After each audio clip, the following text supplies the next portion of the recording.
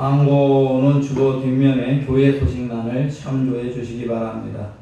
다음 주일은 성령 강림 주일입니다. 기도하며 준비하시고요.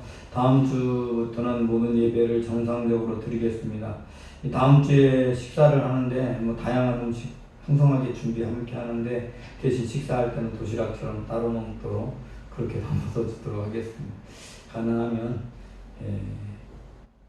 그렇게 하겠습니다. 왜냐하면 지난번 서로 알고 있는 분들, 감염이 안 될 만한 자리에 계속 있는 분들만 있는 경우도 있지만, 그래서 모여서 이야기하듯이 하지만 하면 다른 분들, 그렇지 않은 분들도 섞이기 때문에 문제가 될 수 있어서 도시락처럼 그렇게 식사하시고, 위에 식사할 수 있는 테이블도 전부 1인당 한 자리씩으로 따로 앉게 되어 있으니까 1m씩 떨어져 앉는 그대로 앉아서 식사를 하시면 되겠습니다. 의자를 바꾸지 않고 그대로 앉겠습니다. 그리고 특별 새벽 기도회 다음 월요일부터, 이번 말고 그 다음 주 월요일부터 1일부터 32일까지 마음과 영을 새롭게 하자라는 주제로 이 연간 우리 표기도 하고요. 다음 주에 설교의 제목이기도 합니다. 본문이 순서가 다 그렇게 맞았습니다. 그렇게 되니까요. 그렇게 알고 계시면 되겠습니다. 매주 교회와 학원 소독 계속 하니까요. 여러분 스스로 정결하게 유지 잘 하시고, 셀 모임과 교육 활동 6월부터 시작했는데 다음 주부터 시작하는데요. 그냥 하지 않고 다음 주부터는 톡으로 다음 주에부터 톡방을 각자 만들어서 톡창에서 대화 그렇게 하도록 하겠습니다.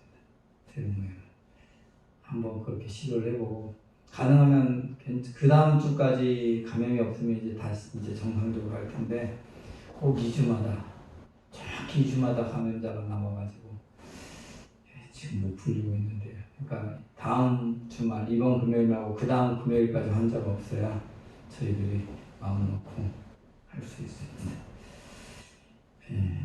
그리고 나머지 광고는 주보를 참조해 주시기 바랍니다. 하나님께서 우리에게 주신 하나님의 말씀은 에스겔서 18장 1절로 20절 말씀입니다. 에스겔서 18장 1절로 20절 말씀, 제가 가진 성경은 1174쪽입니다.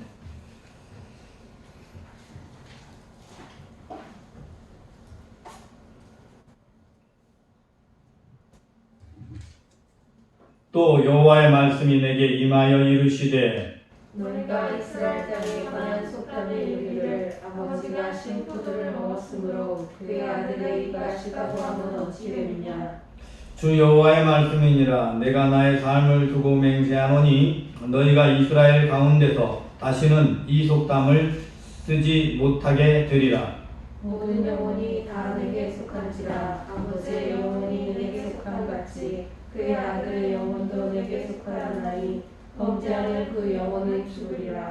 사람이 만일 의로워서 정의와 공의를 따라 행하며 산 위에서 재물을 먹지 아니하며 이스라엘 족속의 우상에게 눈을 들지 아니하며 이웃의 아내를 더럽히지 아니하며 월경 중에 있는 여인을 가까이 하지 아니하며 사람을 학대하지 아니하며 빚진 자의 저당물을 돌려주며 강탈하지 아니하며 줄인 자에게 음식을 주며 벗은 자에게 옷을 입히며 별일을 명하고 주지 아니하며 이자를 받지 아니하며 스스로 죄를 금하여 죄를 짓지 아니하며 사람과 사람 사이에 진실하게 판단하며 내 율례를 따르며 내 규례를 지켜 진실하게 행할진대 그는 의인이니 반드시 살리라. 주 여호와의 말씀이니라.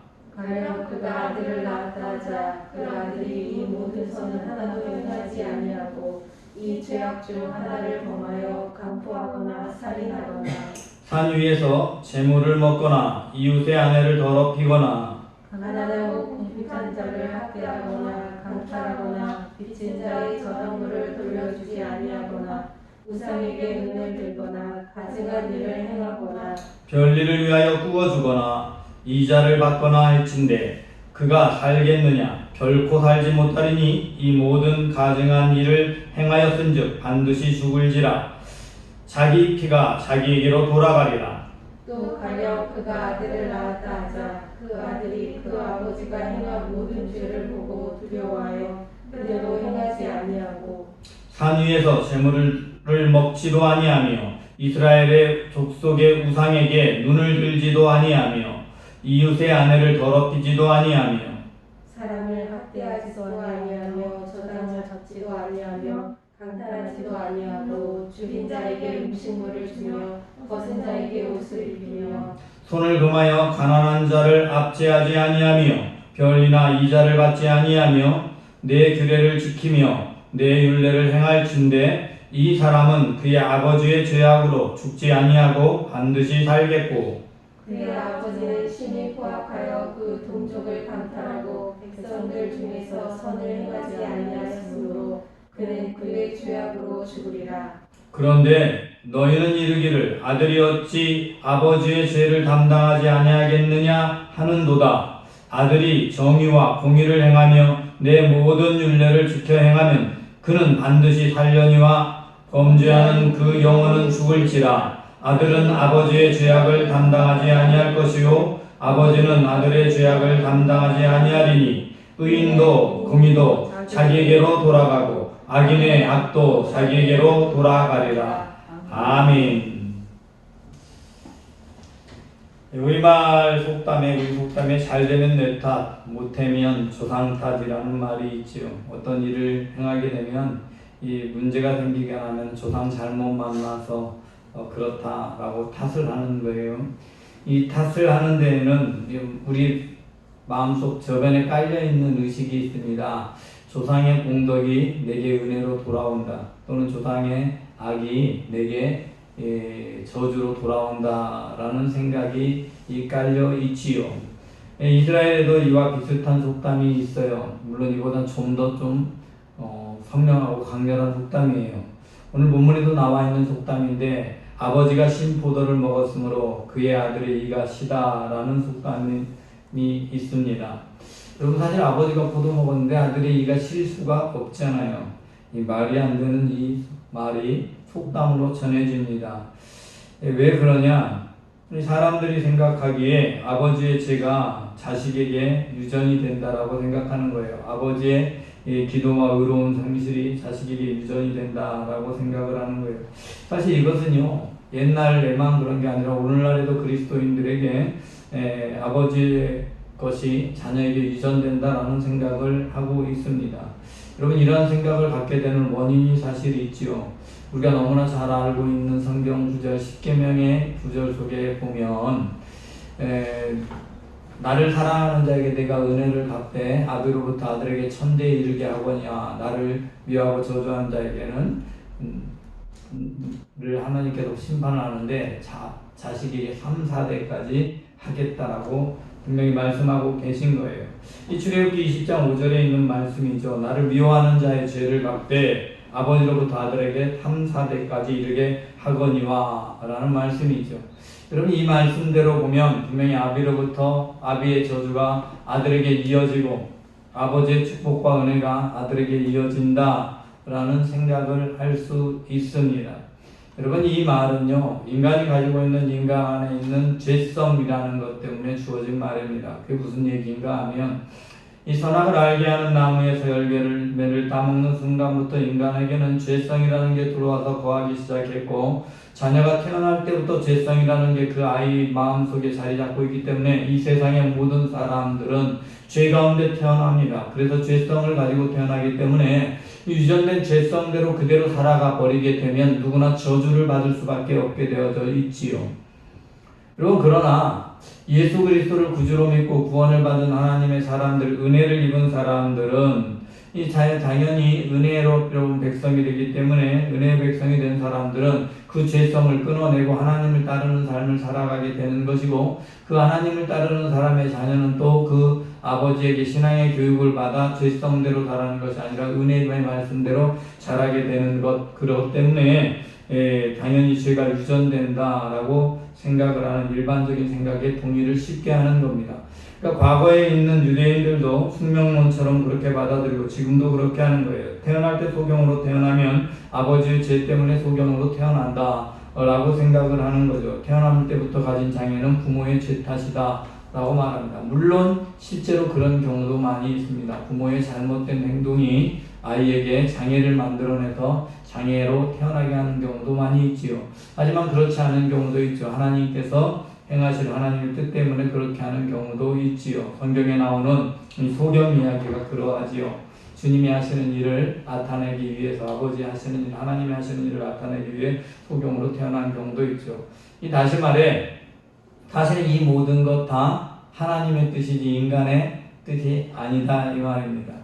여러분, 그러면 이 죄가 정말로 유전이 되는 걸까? 은혜가 유전이 되는 걸까? 여러분, 이 말씀을 한번 우리는 말씀을 통해서 돌아볼 수 있길 바랍니다. 신명기 24장 16절은 이렇게 말씀합니다. 아버지는 그 자식으로 말미암아 죽이짐을 당하지 아니할 것이요, 자식들은 그 아버지로 말미암아 죽임을 당하지 않을 것이니 각 사람은 자기 죄로 말미암아 죽임을 당할 것이니라 라는 말씀이 나옵니다. 왜 신명기에는 이 말씀이 다시 주어져서 있을까요? 여러분, 민수기에 보면 그 배경을 알 수 있는 사건이 있습니다. 예, 물론 그 뒤에도 이와 같은 일들이 벌어지게 하는데, 그 시므리가 범죄를 하죠. 시므리의 가족들, 시므리가 범죄를 하는데, 이건 시므리뿐만 아니라 그 시므온 지파에 속한 사람들, 많은 사람들이 모압 여인들과 동침하는 죄를 범하게 됩니다. 예, 그럴 때 그 동침하던 죄 가운데 있던 사람 중에서 비느하스가 시므리를 칼로 찔러서, 창으로 찔러서 죽게 되는 순간부터 질병이 그치는 그런 일이 있었습니다.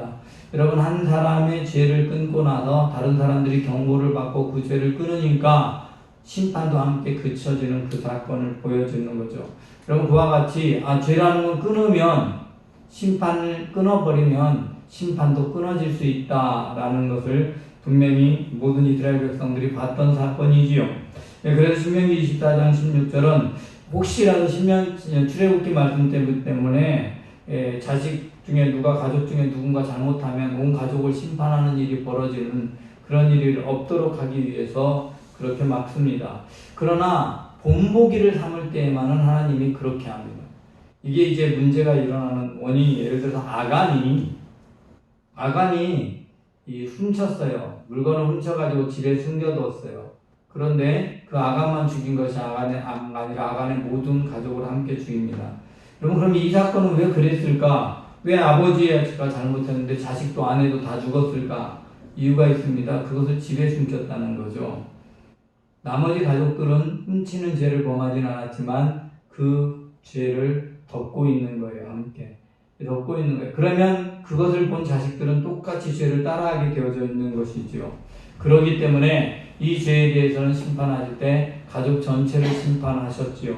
하지만 본래 하나님의 뜻은 아버지 때문에 자식이 죽거나 자식 때문에 아버지가 죽는 것을 금하고 있다는 사실을 우리는 잊지 말아야 됩니다. 이 오늘 본문 말씀에서 그래서 2절 말씀, 3절 말씀, 3절 말씀, 4절 말씀 함께 읽어봅니다. 시작. 여호와의 말씀이니라. 내가 나의 삶을 두고 맹세하노니 너희가 이스라엘 가운데서 다시는 이 속담을 쓰지 못하게 되리라. 모든 영혼이 다 내게 속한지라. 아버지의 영혼이 내게 속함같이 그의 아들의 영혼도 내게 속하였나니 범죄하는 그 영혼은 죽으리라. 아멘. 이 세상의 모든 영혼이 내게 속한 것이지 아버지의 영혼, 아버지에게 아들이 자식이 속한 것 아니다 이 말이죠. 남편에게 아내가 속한 것도 아니고 반대로 된 것도 아니다 이 말이에요. 모든 영혼은 하나님께로 속한 것이다. 그러므로 하나님은 하나님이 보시기에 의로운 자는 살리고 하나님이 보시기에 의롭지 아니하는 자는 멸망시키는 심판을 행하겠다라고 오늘 본문은 분명히 선언하고 계십니다. 그럼 이렇게 선언하고 있음에도 불구하고 사람들의 생각 속에는 그렇게 되어져 있지 않아요. 그런데 있죠, 나중에 이스라엘 왕조의 역사를 잘 보면은, 특별히 남유다의 역사를 잘 보면 하나님께서 아버지의 죄로 자식을 심판하지 않는다는 걸 알 수 있습니다. 이스라엘 백성들이 아버지가 잘못했어도 그렇게 나쁜 짓을 해서 국민들이 막 반란을 일으키고 하다가 누군가에 의해서 시해를 당했어요. 그래서 죽었는데 그때도 그 자식을 왕으로 반드시 세우고 그 사람을 죽인 사람에 대해서 심판하는 것을 볼 수 있습니다. 아버지가 잘못됐기 때문에 폐위됐기 때문에 그 아들이 왕이 되지 못하고 다른 아들을 왕으로 세우는, 다른 사람의 왕족을 왕으로 세우는 일을 이스라엘은 하지 않습니다. 왜냐하면 그것이 하나님의 뜻이기 때문입니다. 하나님께서는 아비의 죄로 자식을 심판하지 않습니다. 여러분, 히스기야 왕이 되었을 때 히스기야 강대에 잘못된 것 때문에 그가 죽을 뻔도 하고 또 나중에 바벨론에게 멸망당할 것이라는 그런 심판의 예언도 듣습니다. 하지만 히스기야가 살아온 삶은 깨끗하고 의로워서 그를 심판하지 않겠다고 하지요. 히스기야 아들이 누구냐? 므낫세. 그 아들은 누구냐? 아몬. 정말 못났고 정말 못났어. 제가 그래서 저희 신학교 다니면서 공부할 때 므낫세와 아몬은 못났어, 못났어 이렇게 우리가 말하곤 했는데 이 정말 못났어요. 얼마나 나쁜 짓을 많이 하는지 우상을 만들어버리고 성전의 제단에다 우상을 만들어버리는 일까지 해요. 모든 이 이방 족속이 하는 일들 다 따라서 하는 거예요. 왜냐하면 그 당시에 제일 강한 나라 아수르가 강하니까 아수르 흉내를 낸 거예요. 그렇게 하면서 나쁜 일을 했어요. 여러분 이렇게 가던 므낫세 때문에 이스라엘이 멸망, 심판의 예고가 임합니다. 유다가. 그래서 유다는 멸망당할 운명에 처했어요. 그런데 그 아몬의 아들이 누구냐? 요시야 왕이에요. 요시야는 자신이 왕이 된 후에 부모가 가지고 있던 악을 끊어버립니다. 그리고 완전히 새롭게 하고 모든 우상들을 제거하고 종교개혁을 단행하고 성전을 하면서 하나님이 기뻐하는 방향으로 통치를 합니다. 그랬더니 하나님이 얼마나 기뻤던지 다윗의 이후로 전에도 이와 같은 이가 전에도 없었고 후에도 없었다라고 그렇게 말씀하셔요. 그리고 당대에는 절대 멸망당하지 않게 하겠다라고 말씀합니다.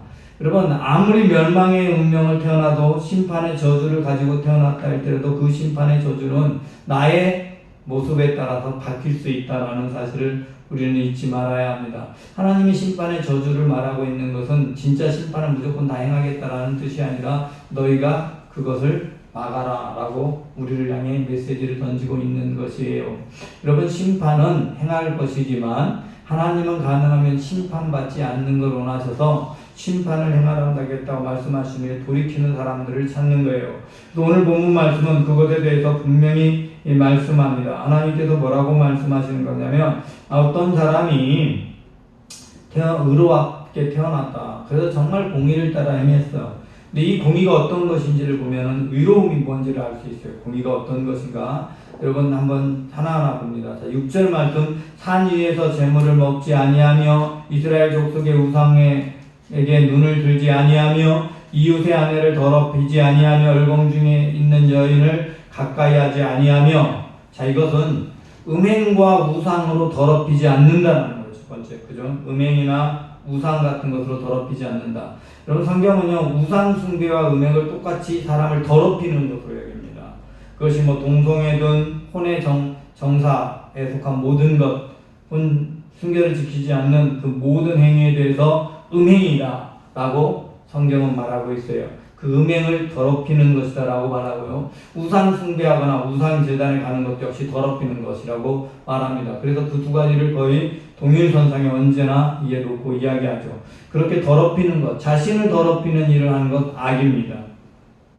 뭐 어떤 것이든 나를 더럽게 만드는 것, 내 영혼을 더럽히는 일은 다 악이라는 사실을 우리는 알아야 합니다. 두 번째로 그 다음 말씀 봅니다. 7절 말씀 사람을 학대하지 아니하며 빚진 자의 저당물을 돌려주며 강탈하지 아니하며 줄인 자에게 음식물을 주며 벗은 자에게 옷을 입히며 별일을 위하여 구워주지 아니하며 이자를 받지 아니하며 스스로 손을 금하여 죄를 짓지 아니하며 자 여기까지 보면 어떤 얘기 나오냐면 사람을 학대한다는 것과 동일선상에 어떤 것을 놓고 있냐면 사람을요 학대하는 것은요 사람들을 어려운 가운데 처하게 하는 행동 역시 다 학대다라고 말합니다.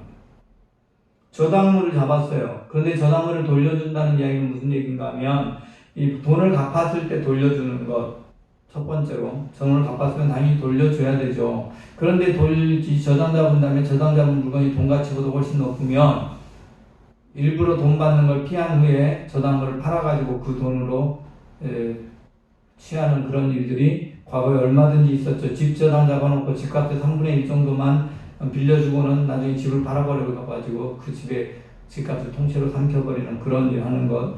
또 어떤 것이 있는가 하면 저녁이 되면요, 옷 같은 것을 저당을 잡으면 잠을 잘 때 춥게 이불 덮지 못하고 자기 때문에 반드시 밤에는 돌려주게 돼 있어요. 저당물에도 잠잘 때 돌려줬다가 덮고 자고 아침에 가서 받도록 되어져 있어요.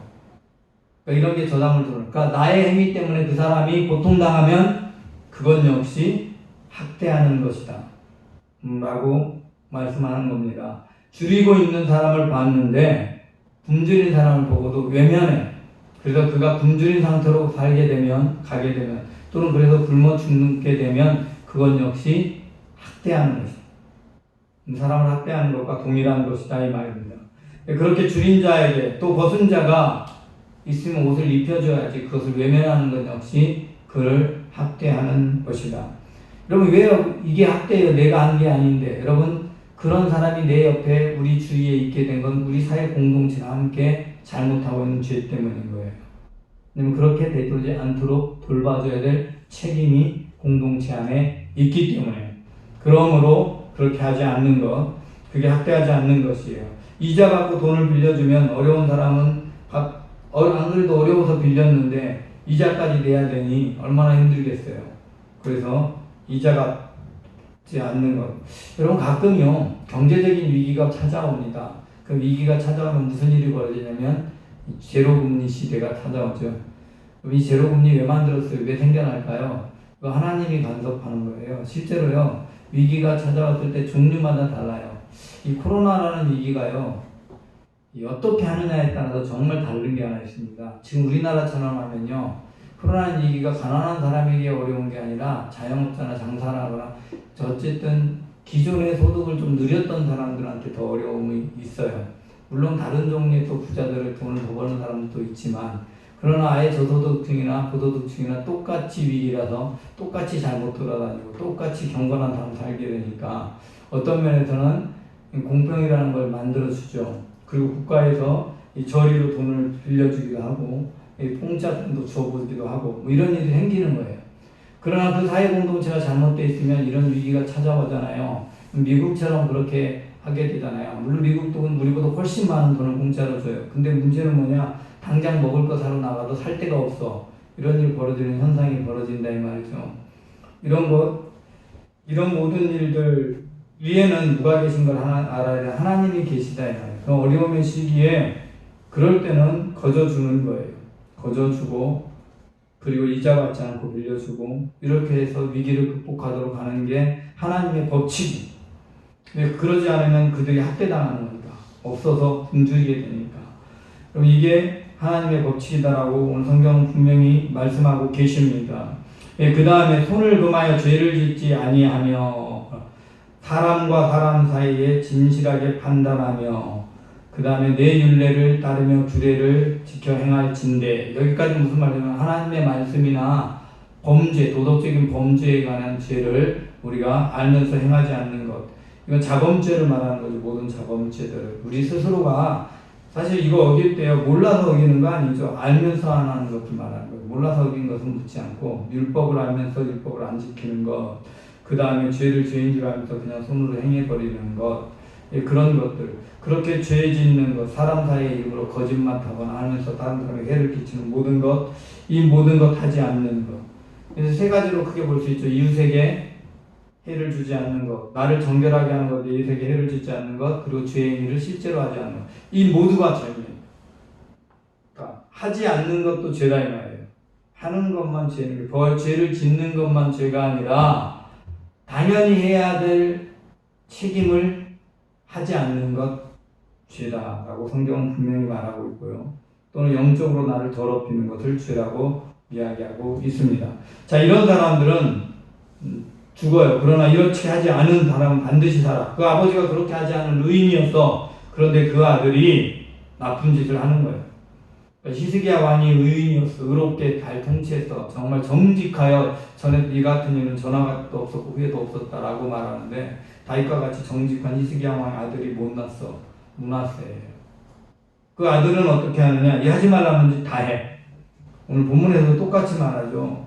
자, 똑같이 하는데 의인은 살리라 했는데 가령 그가 아들을 낳았다자 그 아들이 모든 선을 하나도 행하지 않고 죄악 중에 가운데 강포에 쌓여서 계속 죄를 짓는 거 짓고 다 했다.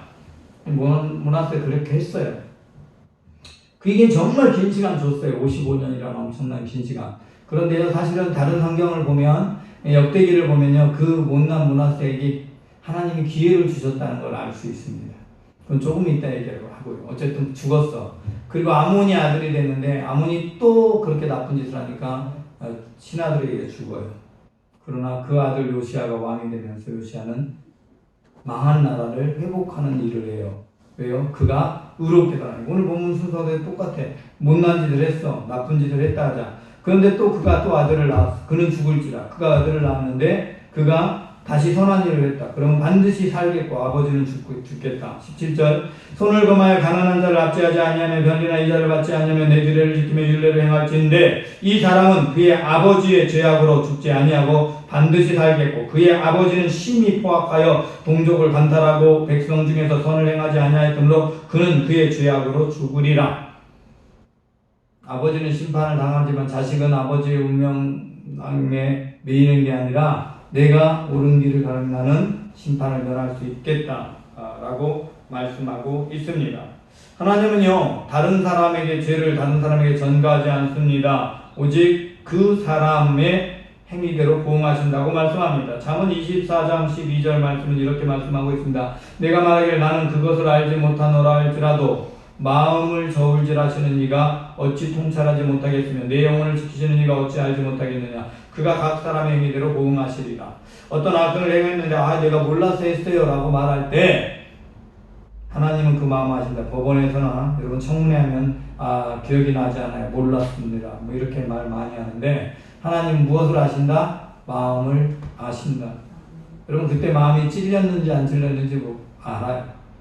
하나님 알면서 찔리면서 그냥 했던 모든 죄를 하나님이 아시기 때문에 그 행위대로 반드시 보응하신다 라고 말씀하고 있는 것입니다.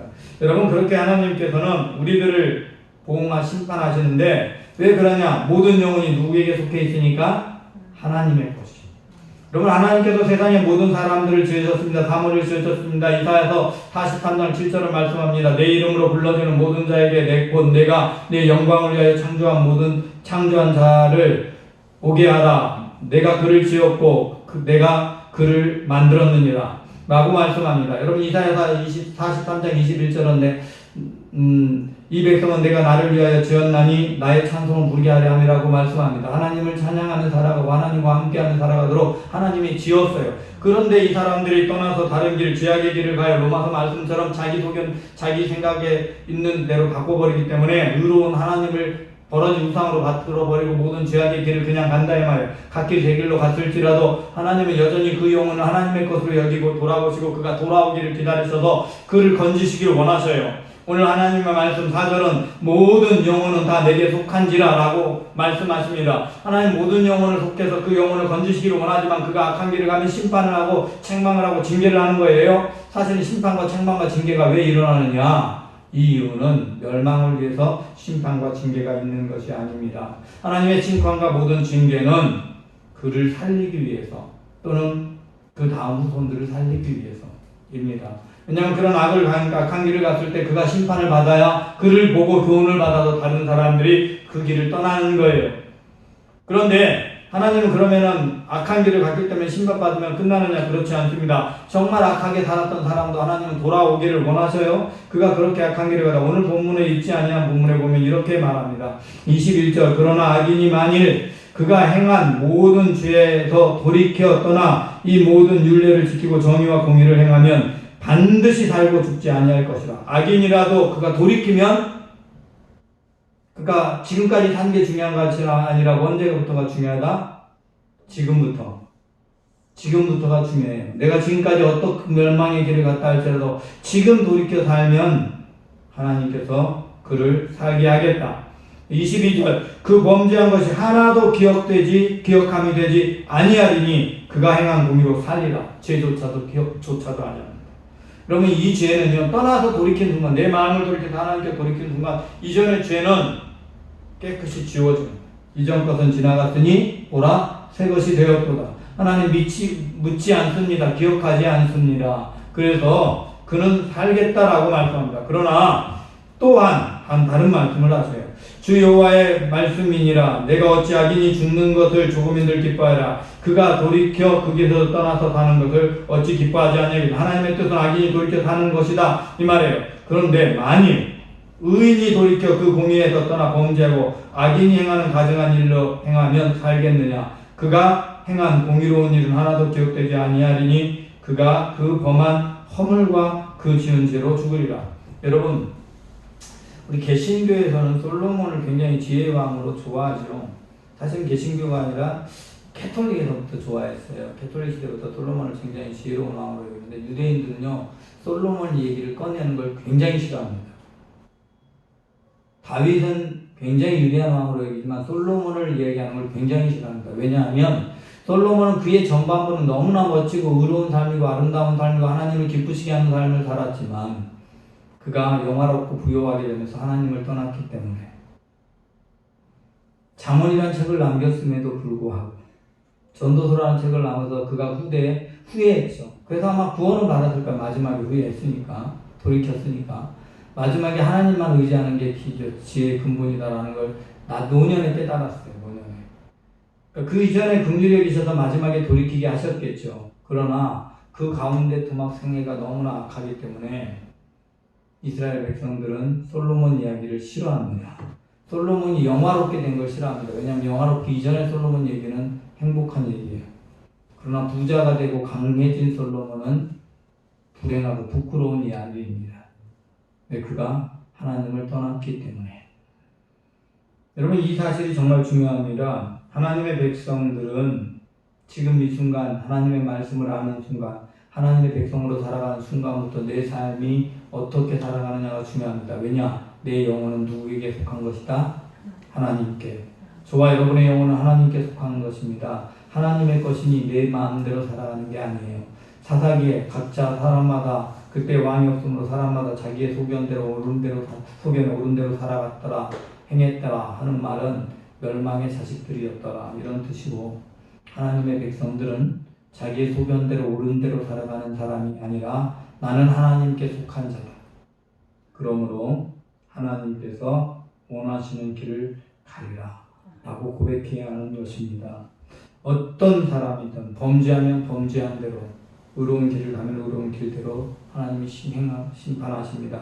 나는 구원받았으니까 영원히 멸망당하지 않을 거야. 그래요. 원죄는 사해졌을지 모르지만 하나님은 자범죄에 대해서는 분명히 그 대가를 물으신다는 사실을 알아야 합니다. 그러므로 저와 여러분 모두는 내가 하나님께 속한 영혼인 것을 잊지 마시고 하나님께서 원하시는 삶 살아가는 하나님의 백성 되시기 바랍니다. 하나님, 이 땅을 살아가는 모든 날 동안 우리의 삶의 자리가 하나님께 드려진 삶, 하나님께 속한 삶이 되게 하여 주옵소서. 주께서 진리의 말씀으로 우리 모두를 붙들어 주시고 하나님께서 우리를 예비하신 은혜 안에 온전히 서 있게 하여 주시고, 하나님, 오늘 이 순간부터는 하나님의 사람으로 하나님께 택함받은 하나님의 영혼으로 살아가게 하여 주옵소서. 그래야 죄와 멸망의 길 가지 않게 하시고 오직 구원과 은혜의 길, 생명의 길을 가게 하여 주옵소서. 주께서 우리와 함께 하여 주시길 소망하며 우리 주 예수 그리스도 이름으로 기도드리옵나이다. 아멘. 자리에서 일어섭니다. 이제는 우리 주 예수 그리스도의 은혜와 아버지 하나님의 무한하신 사랑과 성령님의 매주 인도 역사 충만하신 교통하심이 오늘 예수 그리스도를 구주로 믿는 하나님의 모든 아들, 딸들, 특별히 이 순간부터 하나님이 기뻐하신 공의의 길을 가기를 원하는 하나님의 아들, 딸들 위에와 아직 세상을 더 사랑하여 하나님을 믿는다고 하지만 여전히 세상을 향해 나아가고 세상의 악을 따라가느라 세상에 수고하고 무거운 짐을 지고 가느라 고통당하는 이 땅의 수많은 영혼들과 주를 알지 못해서 그 짐에서 헤어날 수 없는 이 땅의 수많은 영혼들, 이 나라의 민족, 온 세계 열방 위에 지금부터 영원까지 함께 하옵시기를 축원하옵나이다.